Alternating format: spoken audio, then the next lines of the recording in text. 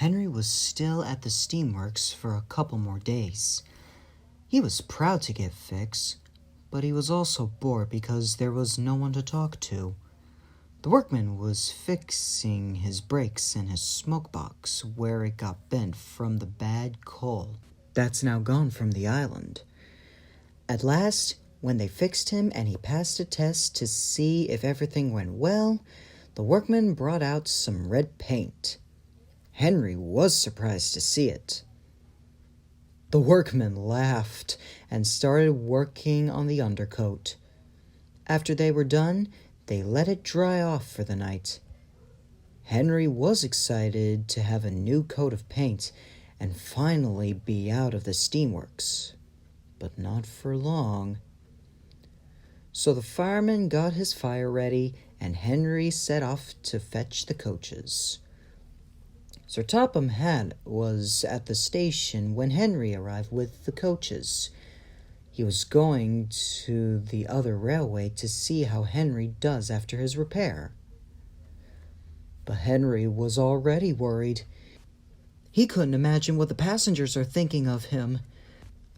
The doors to the coaches closed, the guard blew his whistle, and Henry immediately set off.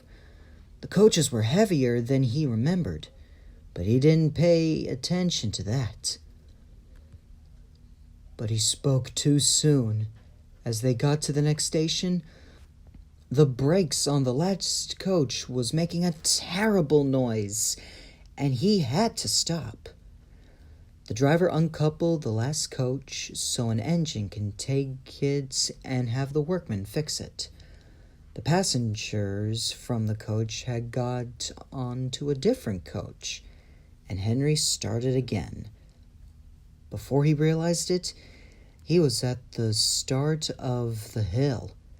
He almost thought about giving up, but he knew that Sir Topham Hatt is relying on him.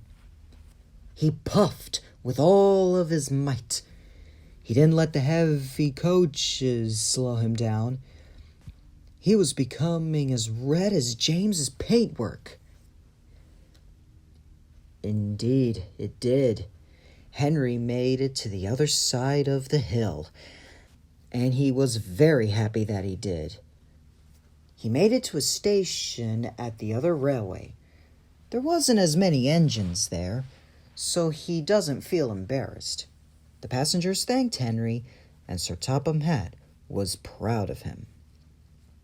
After Henry got a new coat of green paint, he went to the sheds, and all the engines cheered as they blew their whistles.